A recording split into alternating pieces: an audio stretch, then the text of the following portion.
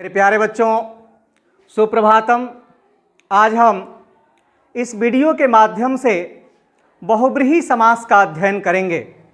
जैसा कि हम लोगों ने समास के प्रथम वीडियो से ही पढ़ा है कि समास के मुख्यतः चार भेद हैं: अव्ययी भाव समास, तत्पुरुष समास, द्वंद्व समास और बहुब्रीहि समास। तो मुख्य समासों में यह चौथा भेद है जिसका नाम है बहुब्रीहि समास। बहुब्रीहि समास का संस्कृत में परिभाषा होता है अन्य पद अर्थ प्रधानो बहुब्रीहि। अन्य, अब यह कह रहा है कि अन्य पद के अर्थ की जहां प्रधानता होगी वहां बहुब्रीहि समास होगा। हम लोगों ने अव्ययी भाव में पढ़ा पूर्व पद अर्थ प्रधानो, यानी जिस समासिक शब्द का पहला पद प्रधान होगा उसे हम अव्ययी भाव समास कहते हैं। तत्पुरुष में हम लोगों ने अध्ययन किया उत्तर पद अर्थ प्रधानो तत्पुरुष, यानी जिस समासिक शब्द के बाद वाले पद का अर्थ प्रधान हो वह तत्पुरुष समास है। फिर हम लोगों ने द्वंद्व में पढ़ा कि जिसके चार थे द्वंद्व या द्वौ द्वौ द्वंद्व पढ़ाया मैंने कि जिसके दोनों ही पद प्रधान हो।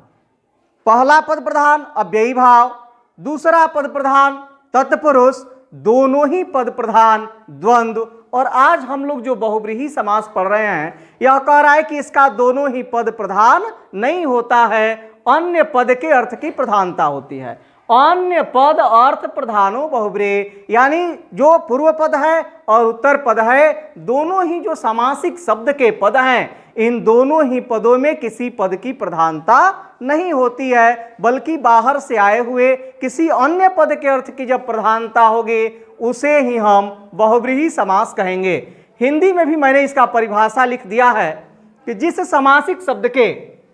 समासिक शब्द के दोनों पद प्रधान न हो करके बाहर से आए हुए किसी अन्य पद की प्रधानता होती है उसे ही हम बहुब्रीहि समास कहते हैं।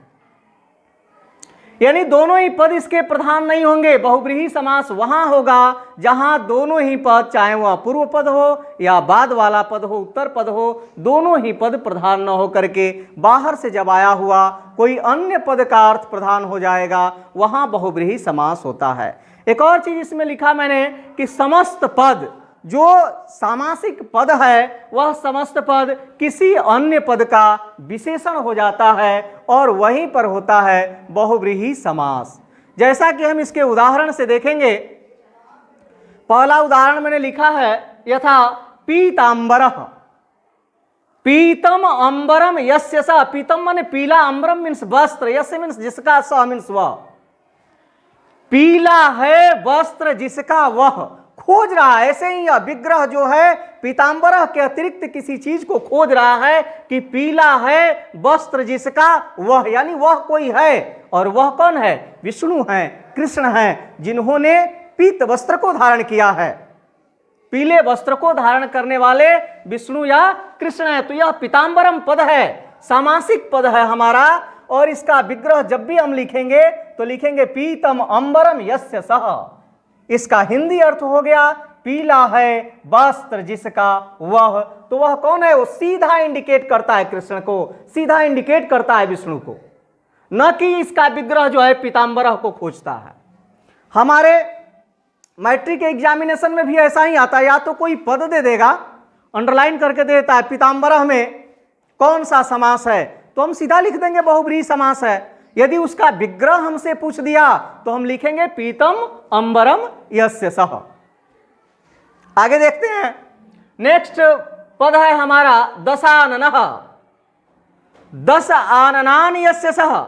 दशानन का ही अर्थ है 10 आनन वाला, यानी आनन का अर्थ होता है मुख, जिसके 10 मुख हैं।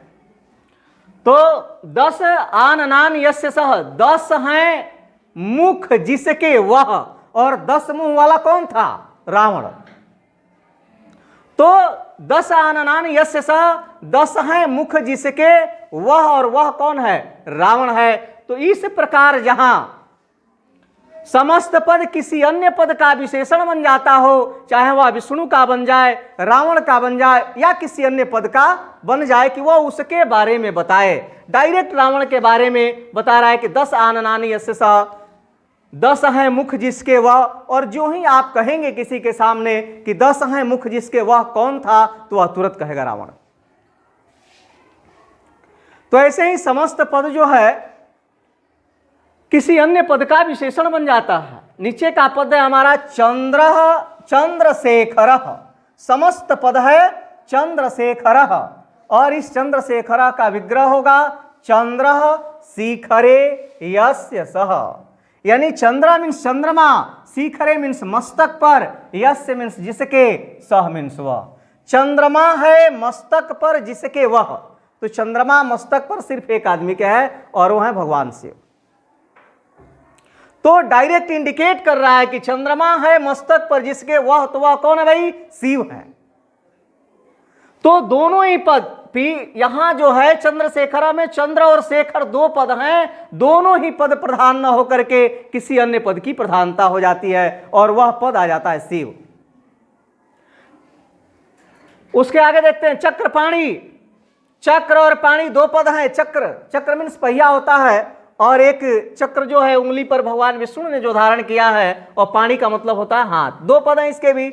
इसका विग्रह लिखा मैंने, चक्रम पाणौ यस्य सः, चक्र है पाणी में जिसके वह। तो चक्र है पाणी में जिसके वह कहने से ही बोध हो जाता है तुरंत किसका, विष्णु का। वहां चक्र पाणी पद जो है लुप्त हो जाता है, साइलेंट हो जाता है। तो ऐसे ही जब समस्त पद किसी पद का जो है विशेषण बन जाए, समस्त पद जब किसी अन्य पद का जहां विशेषण बन जाता है, वहां पर होगा बहुव्रीहि समास। अगला उदाहरण देखते हैं हम लोग, और अगला उदाहरण है चंद्रशेखर के बाद चक्रपाणी। चक्रपाणी भी हम लोगों ने देख लिया। लंबोदर बड़ा ही प्रसिद्ध पद है और भिन्न भिन्न परीक्षाओं में पूछता भी है। लंबोदर, लंबोदरा माने लंबम उदरम यस्य सः, लंबा है पेट जिसका। और जो ही हम कहते हैं कि लंबा है पेट जिसका, तो वह निर्दिष्ट कर देता है कि एक आदमी या एक देवता जिसका पेट बड़ा लंबा था, और वो है श्रीमान गणेश जी। तो इसका उत्तर क्या लिख देंगे हम इसके बारे में, गणेश। यानी लंबम उदरम यस्य सः, लंबा है उदर अर्थात पेट जिसका वह कौन है, गणेश है। यानी यहां लंबम, लंबा, और उदरम मीन्स पेट। लंबम और उदरम 2 पद हैं। पूर्व पद है लंबम और उत्तर पद है उदरम।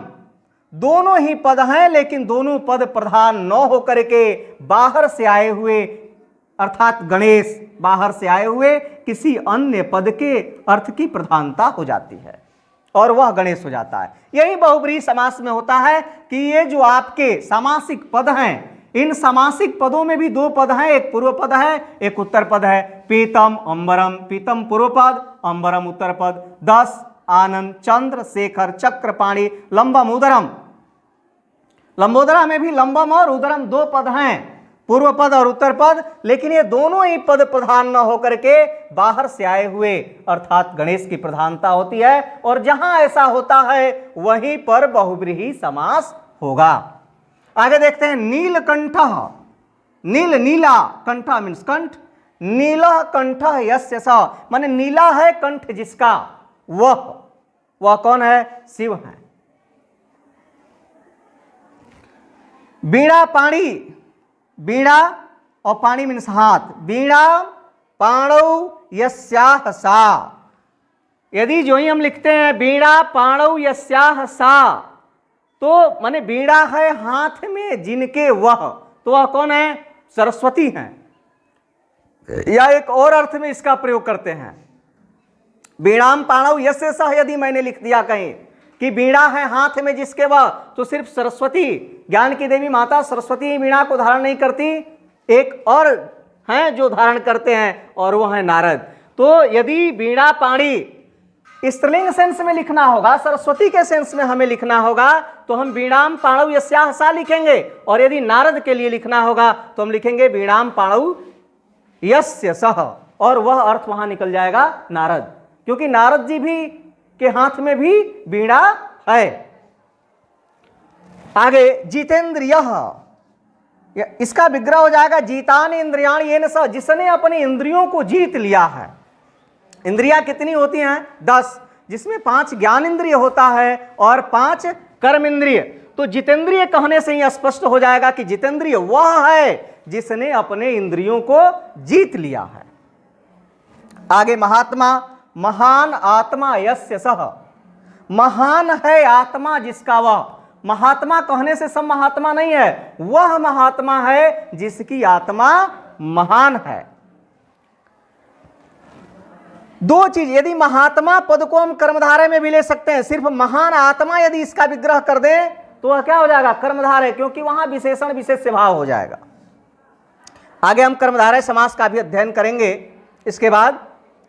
तो ये महात्मा में महात्मा का विग्रह हो गया महान आत्मा यस्य सः,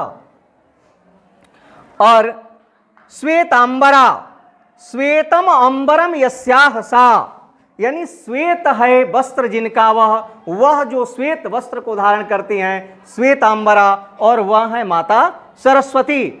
तो इस वीडियो के माध्यम से हम लोगों ने बहुव्रीहि समास का अध्ययन किया और ये जान लिया कि जिस समासिक शब्द के दोनों ही पद प्रधान नहीं होकर के बाहर से आए हुए किसी अन्य पद की प्रधानता होगी, वहां बहुव्रीहि समास होता है। और ये जो समस्त पद है, चाहे वह पीताम्बरा है, दशानना है, चंद्रशेखरा है, यह समस्त पद किसी अन्य पद का विशेषण हो जाता है, वहीं पर बहुव्रीहि समास होता है। आगे हम अगला वीडियो पढ़ेंगे और उस वीडियो के माध्यम से पढ़ेंगे कर्मधारय समास को। यदि आपको ये वीडियो अच्छा लगा हो अवश्य इसे लाइक करेंगे, शेयर करेंगे, ताकि शेष बच्चे भी इसका लाभ उठाएं। और यदि अभी तक आपने मेरे चैनल को सब्सक्राइब नहीं किया है तो सब्सक्राइब अवश्य करेंगे। धन्यवाद।